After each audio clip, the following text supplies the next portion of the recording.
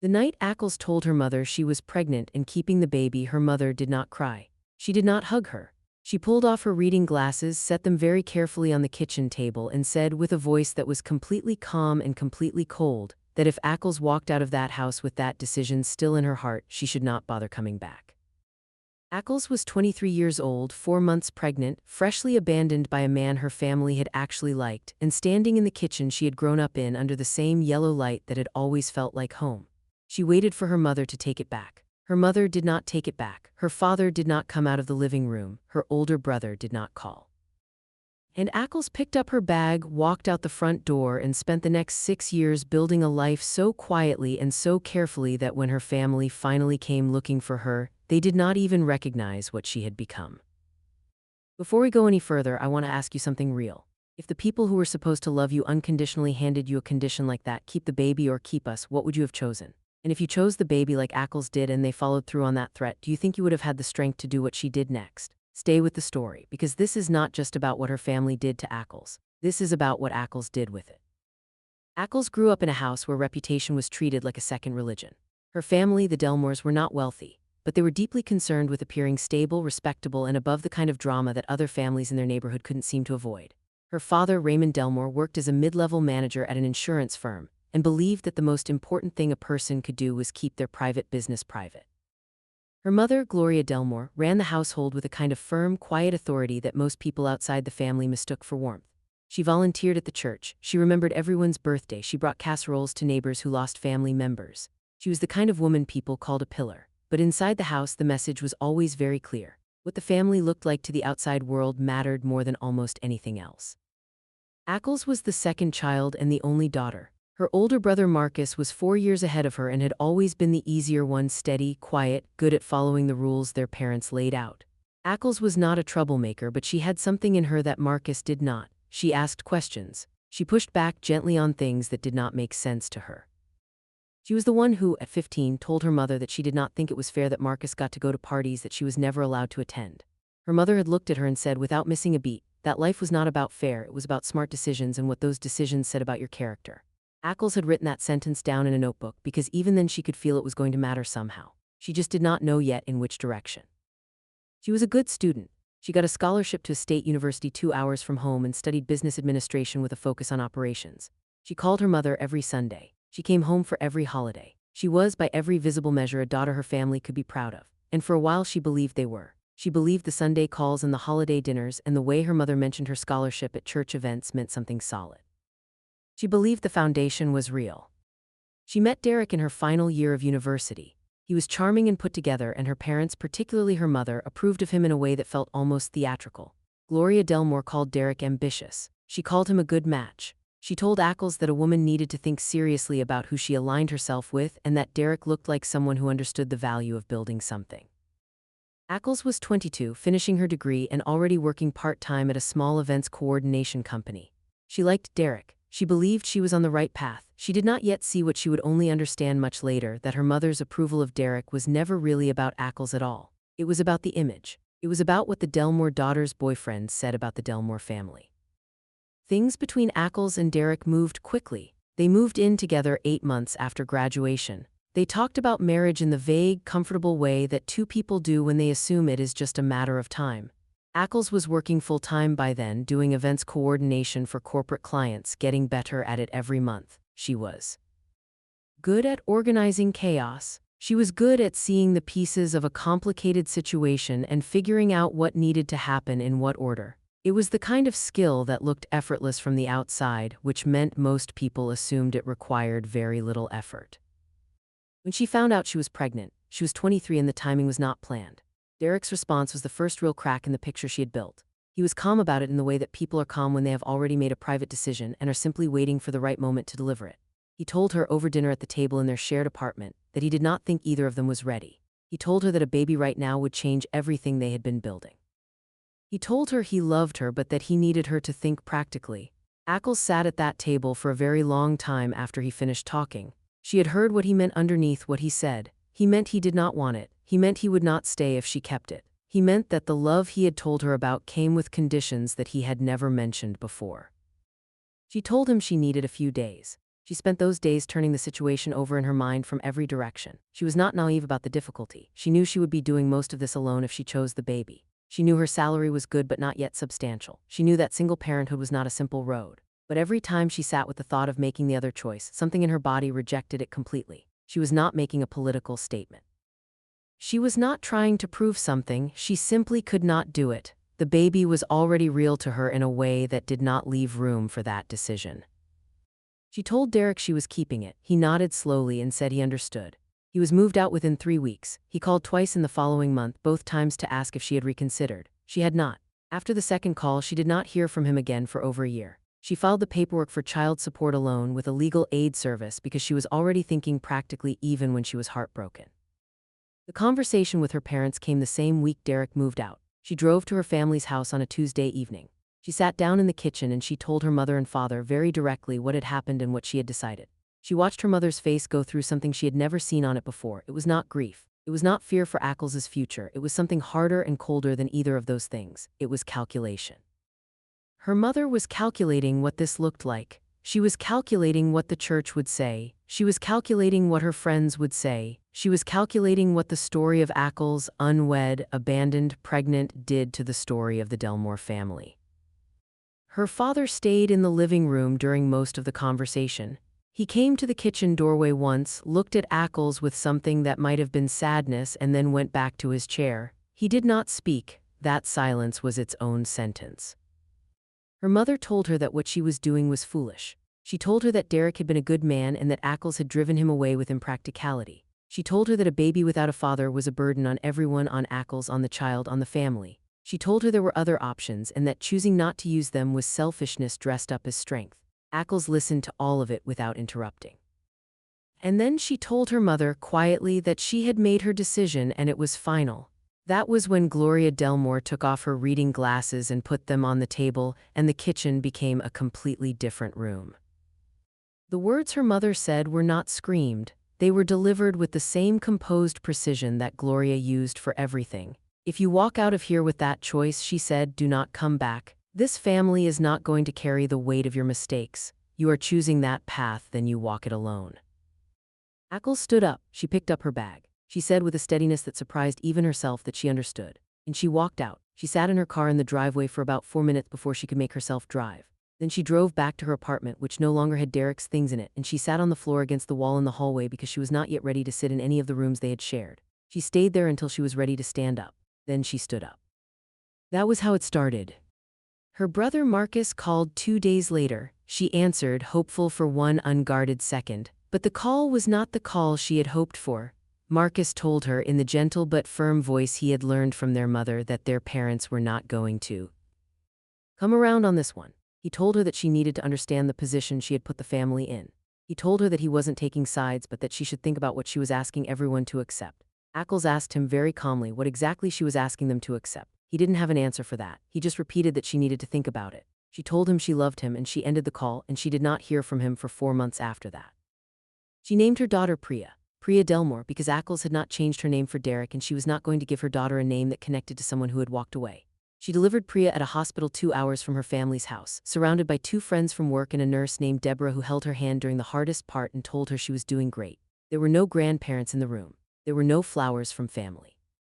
There was no one who looked like Ackles waiting outside that door. But Priya came into the world healthy and loud, and Ackles held her and felt something settle in her chest that had been restless for as long as she could remember. The first year was hard in ways Ackles had prepared for and hard in ways she had not. The money was tighter than she had expected. Childcare costs hit differently in reality than they had in planning. She gave up her apartment for a smaller one. She gave up the gym membership and the occasional dinners out and the new clothes she had started buying when she got her first real salary. She cut everything back to the things that mattered: Priya's needs, her rent, her work, and the small amount she put away every month without exception, even when it was only $40, because she had made herself a rule that she would not stop saving entirely no matter what. She also learned things about herself in that first year. She learned that she was more resourceful than she had known. She learned that exhaustion could become a kind of ordinary background noise that you moved through rather than stopped for. She learned that watching Priya discover things, her own hands, a colored toy, the sound of Ackles' voice saying her name, created a feeling that was bigger and warmer than anything she had been chasing before she became a mother. She learned that the people she had counted on most had shown her something real and important about themselves, and that knowing that truth, even painfully, was better than not knowing it. She did not call her parents. She did not send photos of Priya. She had made no dramatic announcement about the estrangement. She had simply stopped trying. She had learned that trying in that particular direction was a form of self-harm. She poured what she had into Priya and into her work and into the small but growing list of ideas she kept in a notebook on her kitchen counter. That notebook was where the business started. Ackles had been working in corporate events coordination for 3 years by the time Priya turned 1. She was good at it. She was actually excellent at it. But the company she worked for moved slowly, paid moderately, and had a very specific way of doing things that Ackles could see was leaving a significant amount of value on the table. There was a gap in the market she could feel every time she coordinated an event for a mid-sized company that did not have the budget for the big firms but still needed something professional and polished. Those companies were underserved. Nobody was building the right thing for them. She could build it. She spent 8 months researching, planning, and saving more aggressively than she ever had. She did not tell many people. She told 2 trusted friends and a former professor who had once told her she thought in systems in a way that was unusual. The professor agreed to be an occasional sounding board. The friends agreed to be honest with her if the plan had obvious holes. Over those 8 months, Ackles built the framework for a boutique event management company focused specifically on mid-range corporate clients who needed reliable execution without premium firm pricing. She called it Ground Line Co. because the ground line in any structure is what everything else is built on top of. She liked the name. It felt like her. She registered the business on a Thursday afternoon in April while Priya napped. She sat at her kitchen table with the confirmation email on her screen and a cup of tea that had gone cold, and she felt something that she could only describe later as a very deep, very quiet kind of satisfaction. Not excitement exactly, not relief, just the feeling of something becoming real that had once only been a thought. Her first 3 clients came through former professional contacts and one through a direct pitch she sent to a company whose events coordinator had just resigned publicly on a LinkedIn post that went mildly viral. That last one was her biggest fight. RSD win. She handled their annual internal conference for 250 employees on a tight timeline and a fixed budget, and she delivered something that their CEO described in a follow-up email as the most organized event we have ever done. She saved that email. She still had it years later. Groundline Co. grew slowly at first and then faster. Ackles brought on a part-time assistant at the end of year 1. She brought on a second full-time staff member in year 2. By the time Priya was 3, Ackles was generating consistent revenue and had built a client roster that was small but loyal. Her clients referred her. Her work had a reputation for being dependable, clear, and genuinely stress-reducing for the companies that hired her. In an industry where over-promising and under-delivering was practically standard, her approach of telling clients exactly what she could do and then doing it became a brand identity that she had not planned but that she was not going to give up. During all of this, her family remained largely absent. There had been 2 small moments of contact in the 3 years since Priya was born. Her father had texted her on her birthday in year 2, just happy birthday, nothing else, and she had replied thank you, and that was the end of it. Her mother had not reached out at all. Marcus had sent her a message after a mutual cousin mentioned seeing Ackles at a community event, asking how she was doing, and she had replied briefly and warmly because Marcus was not her enemy. She just no longer expected anything real from him.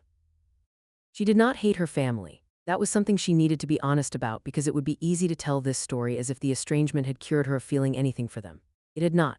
There were still nights when Priya did something new and Ackles felt the pull of wanting to pick up the phone and tell her mother. There were still holidays that felt quieter than they should have. She felt those things and she did not pretend she did not. But she had learned that feeling the loss of something did not mean she had to go back to the thing that had created the loss.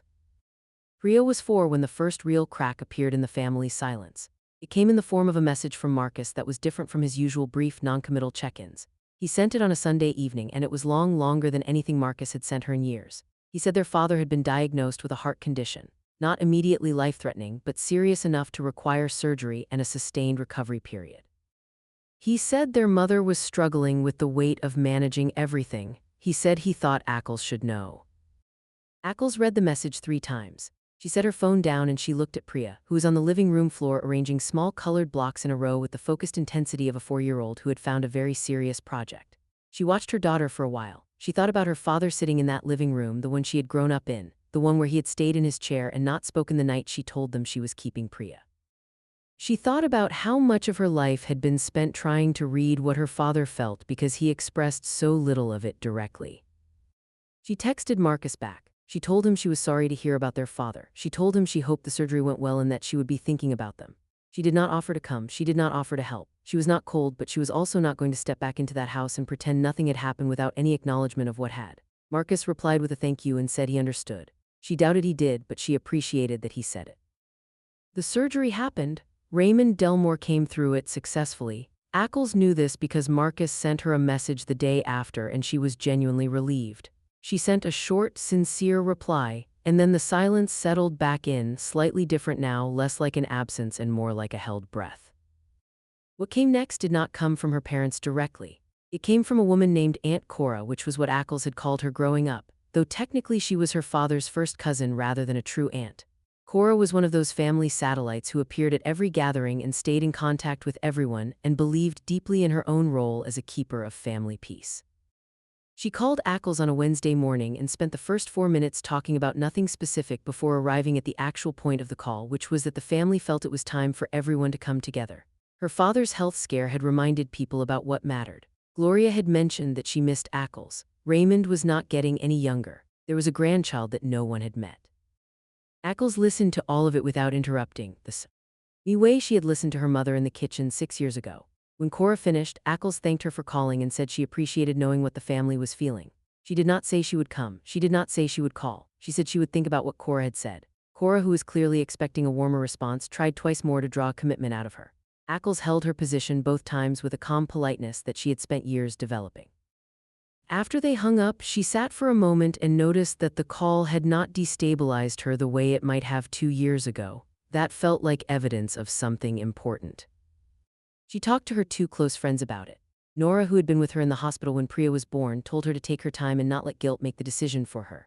Layla, who had known Ackles since university and who had a complicated family of her own, asked her a question that stayed with her for several days afterward.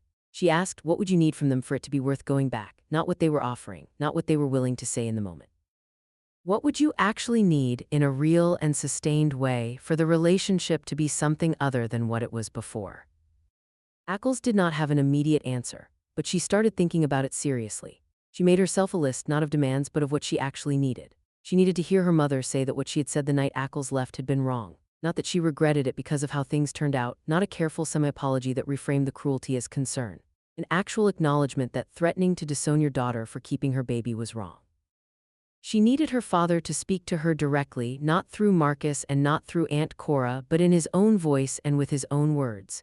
And she needed the people who had called her a shame, who had managed her absence from the family as a secret rather than as the consequence of their own choices, to be willing to call it what it was.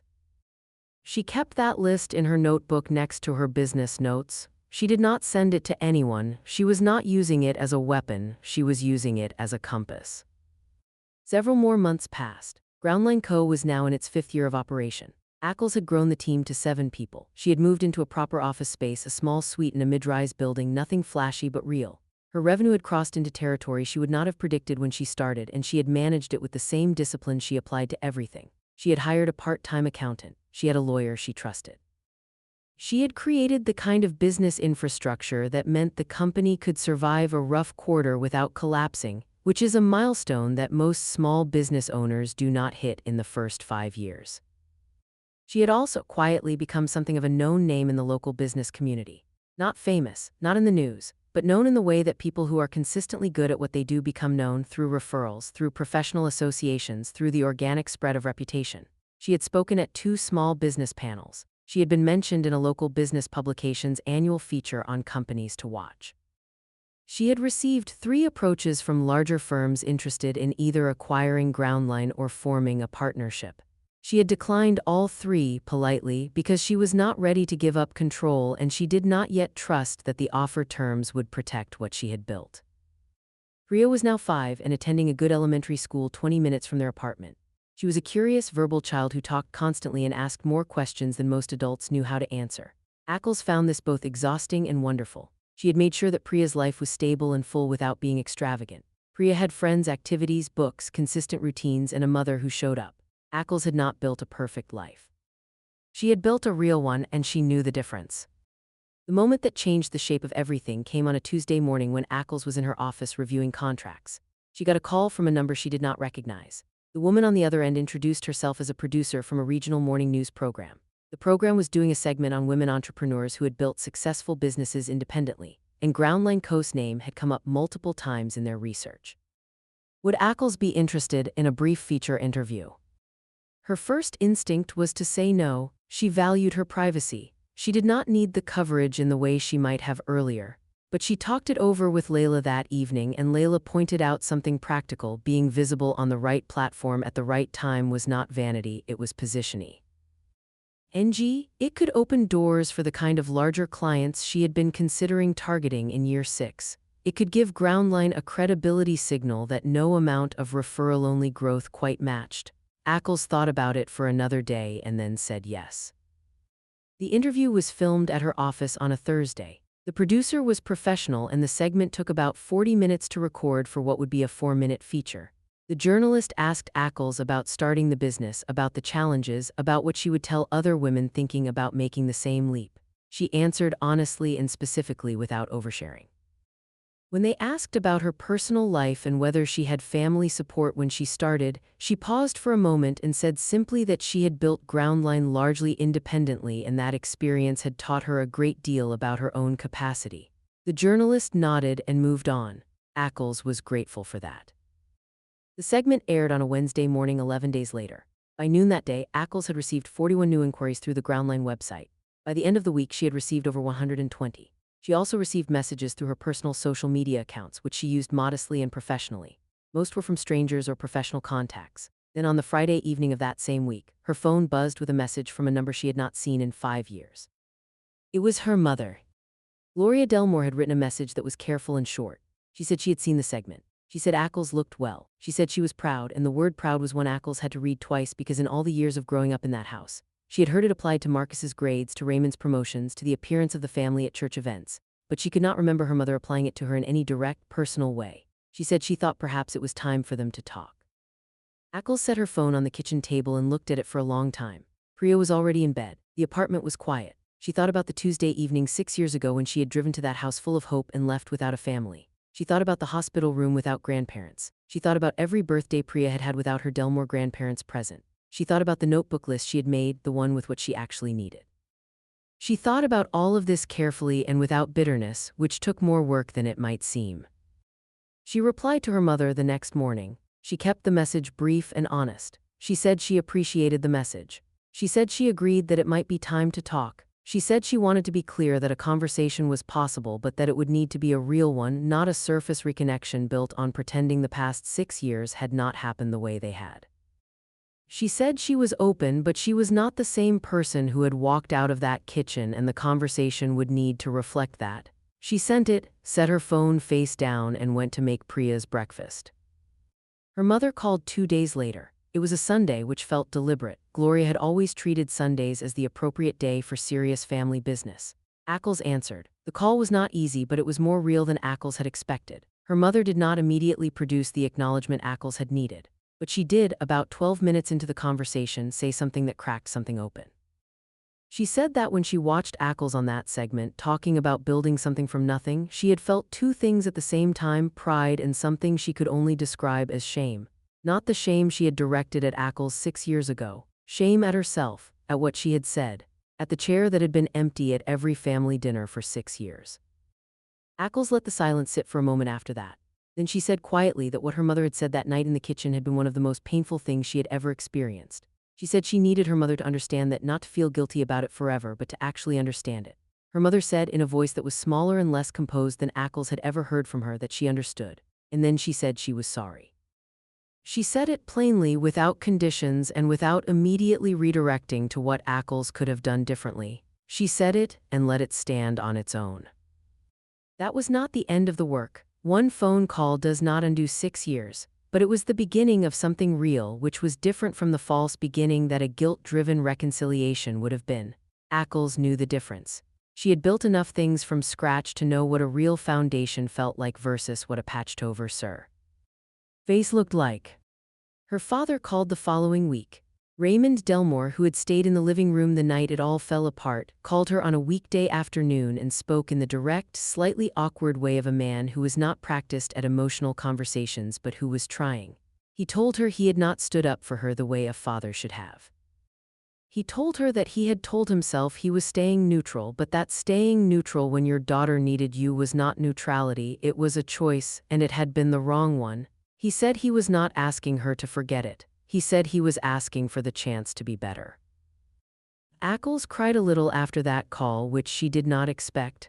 Not from sadness exactly, from the release of something she had been holding for 6 years without fully realizing she was still holding it.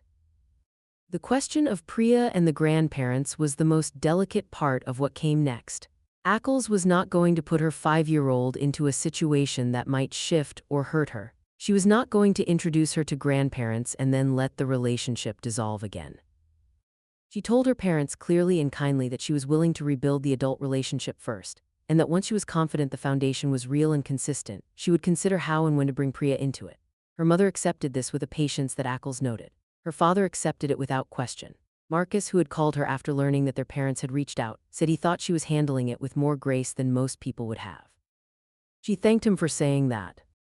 But the reconciliation story was only one part of what was happening.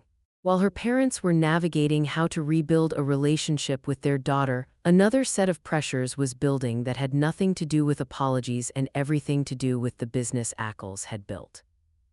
Within 2 months of the television segment, Groundline Co. had taken on 6 new clients, hired 2 additional staff members, and entered early-stage conversations with a regional hospitality group about a potential contract that would be the largest in the company's history.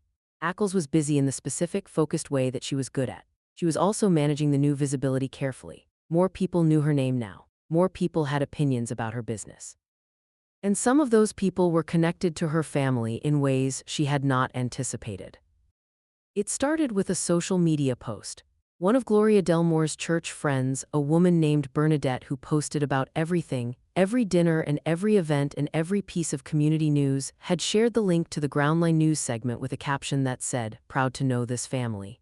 Gloria had not asked her to post it. But Bernadette had, and suddenly the people in her mother's social circle who had spent 6 years believing the carefully managed narrative that Ackles was an absent, estranged daughter who had made unfortunate choices, were now watching her on a news segment talking about building a successful business as a single mother. The comments on Bernadette's post were a strange mix. There were congratulations. There were people saying they always knew Ackles was special. There were a few people who made comments that were pointed in ways that Bernadette probably did not notice. Things like "it's wonderful when young women find their strength despite everything," which sounded like praise but carried the specific flavor of people who had been told a particular version of the story and were now quietly revising it. Gloria saw all of those comments. She did not reply to any of them. Ackles was told about the post by Aunt Cora, who seemed delighted by it, and she looked at it once, noted it, and moved on. What Ackles had not expected was what came from a different direction entirely. A cousin on her father's side, a man in his early 30s named Dwayne, who she had not spoken to in years, sent her a message through her professional social media account. The message was framed as professional, but its purpose was personal. He said he had seen her success and that he had always believed in her. He said he was currently in a difficult situation with a small business venture he was trying to launch and that he thought her insight would be invaluable. He said he knew family dynamics had been complicated, but that he hoped she would be open to a coffee and conversation. She read the message twice. She recognized the structure of it. She had seen it before in various forms from various people, the combination of flattery and a vague reference to past difficulty used as a bridge toward a current request. She was not angry at Dwayne, but she was also not going to pretend the message was what it presented itself as. She sent a polite reply saying that she appreciated the message, but that she was not currently in a position to take on inform advisory conversations and wished him the best with his venture. Dwayne replied asking if they could stay in touch as family at least. She replied with equal warmth and equal vagueness and let the thread go quiet. She was getting good at that, responding in ways that were genuinely kind, but that did not open doors she was not yet sure she wanted open. A more complicated situation arrived through Marcus.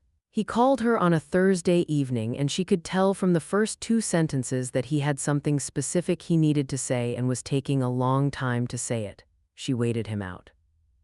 He eventually arrived at it. Their parents' house had a significant repair issue. The roof had been assessed after a heavy season of rain, and the estimate for the work needed was higher than their parents could cover with their current savings, particularly given the medical costs from their father's heart surgery the previous year.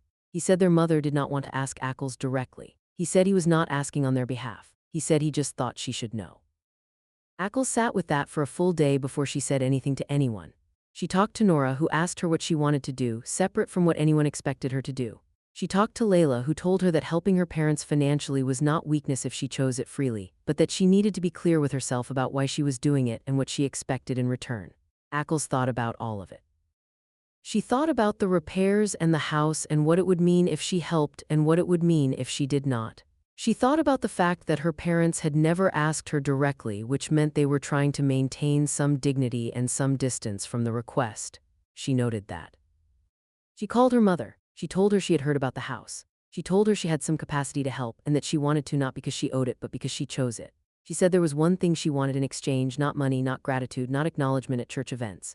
She wanted a direct, private conversation with both her parents and Marcus in the same room, where they talked plainly about what the past 6 years had looked like from the inside of it. No management. No image protection, no careful framing, just the truth. Her mother was quiet for a long time after that, then she said yes. The meeting happened at her parents' house on a Saturday afternoon 3 weeks later. Ackles drove there with Priya in the back seat because she had decided that if the conversation was going to be real, Priya could be introduced in the same afternoon. Not forced into the room for the difficult part, but present for the part that came after if the difficult part went the way Ackles needed it to go.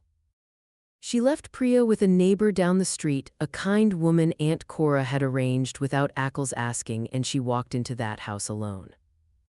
The kitchen table had 4 chairs at it. Her mother sat at one end, her father at the other. Marcus was at the side. The 4th chair was for Ackles. She looked at the chair and she looked at the 3 of them, and she thought about the last time she had stood in this room. Then she sat down. The conversation that followed was one of the harder things Ackles had done in her adult life, and she had done a number of hard things. Her mother did most of the speaking for the family. She said in complete sentences this time, and not in the compressed way of phone calls, that she had been wrong the night she gave Ackles that ultimatum. She said she had been afraid of what people would say, and that fear had been louder than her love in that moment, and that she would carry that for the rest of her life.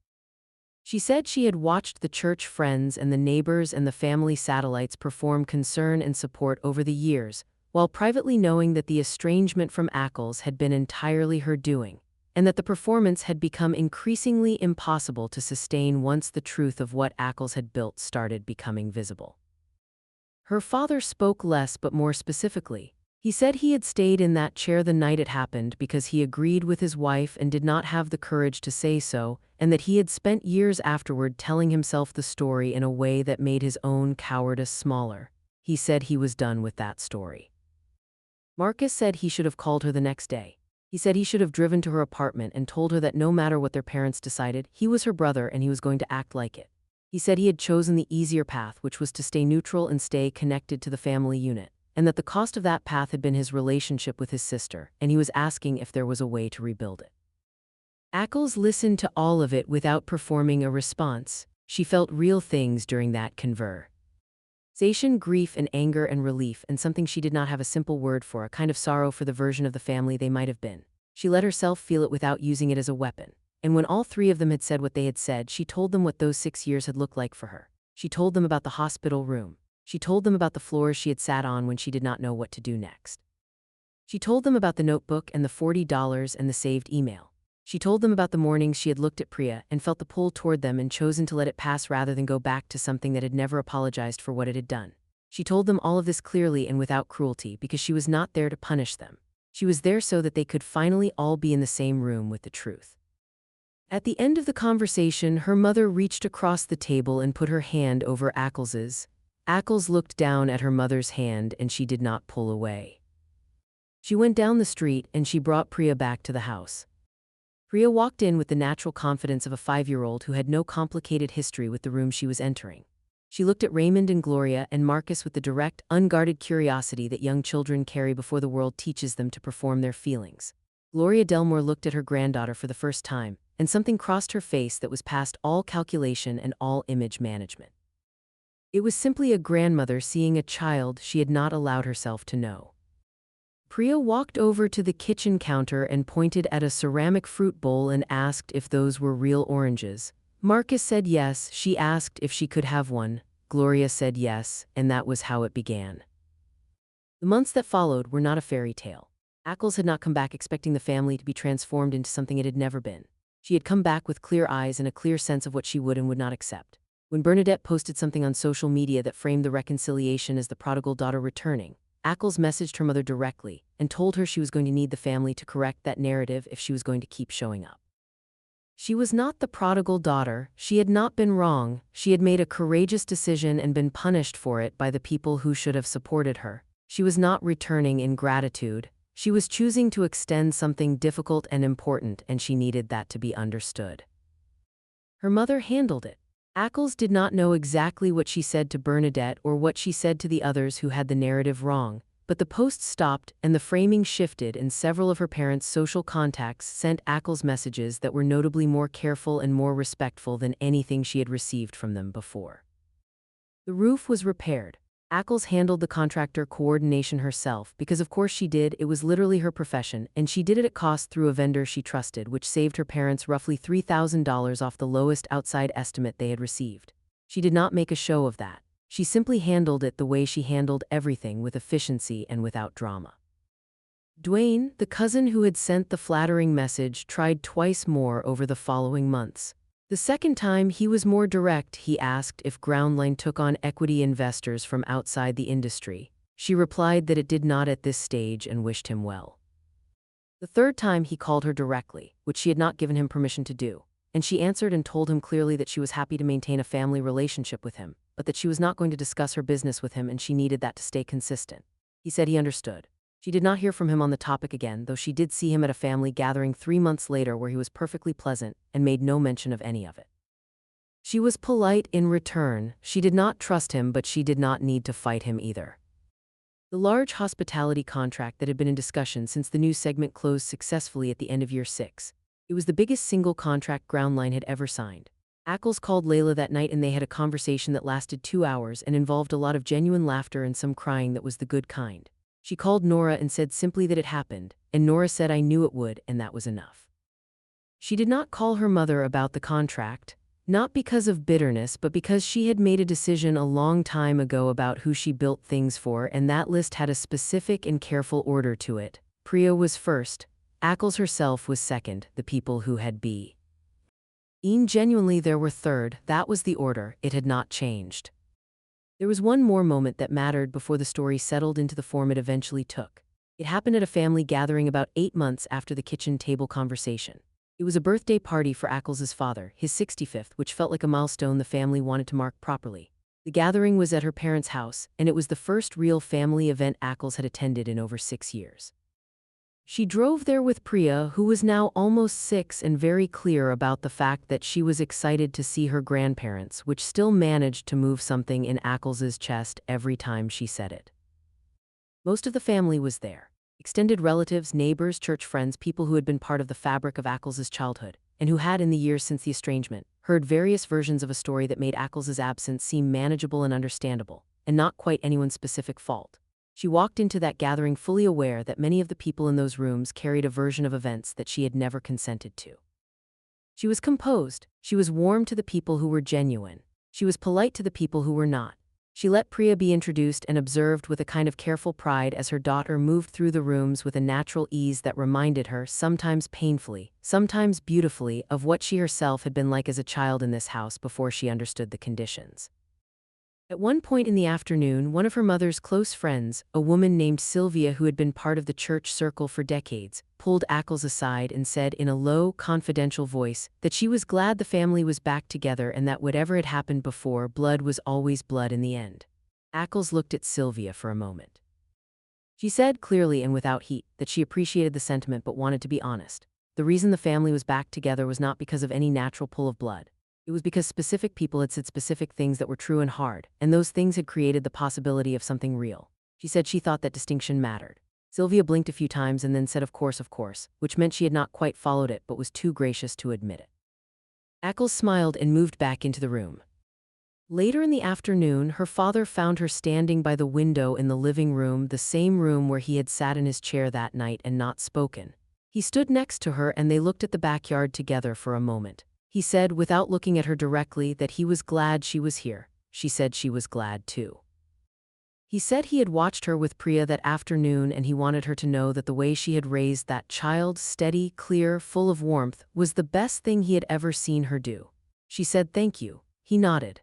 They stood there another moment and then Priya came running and asking if there was more cake, which broke the moment in the best possible way.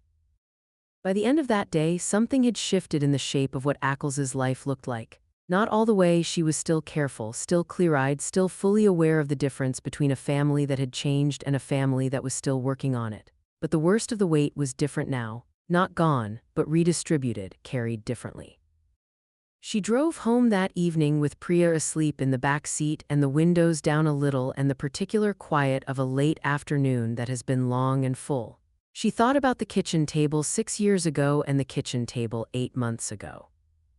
She thought about what had been in the space between them. The apartment floors, the $40, the cold tea, the saved emails, the notebook, the 7 employees, the closed contracts, the hospital room without family, and the 5-year-old now asleep in the back seat who had asked if those were real oranges and gotten one because someone had finally said yes. She thought about what she would tell her daughter someday about all of it. Not to build a case, not to create an enemy, but because Priya deserved to know that her mother had faced something hard and had not let it make her small. That she had chosen the thing that cost the most and had built something real from it. That being called a shame by the people who were supposed to love you without conditions was a wound, and that it left a mark, but that the mark did not have to become the definition. That you could hold the grief and the gratitude at the same time and still move forward. That was what Ackles had done. She had held both things and she had moved forward. That was the whole of it. If Ackles's story touched something real in you, I want to hear from you in the comments. Tell me, was there a moment in this story where you saw yourself? Was there a person in your life who handed you a condition instead of love? And what did you do with it? Because Ackles's strength was not something she was born with, it was something she built one quiet, steady choice at a time. And if you're carrying something like what she carried, I want you to know that the notebook, the $40, the cold tea, and the first step out the door can all be part of the beginning. Drop your thoughts below. Every comment here is someone who is listening.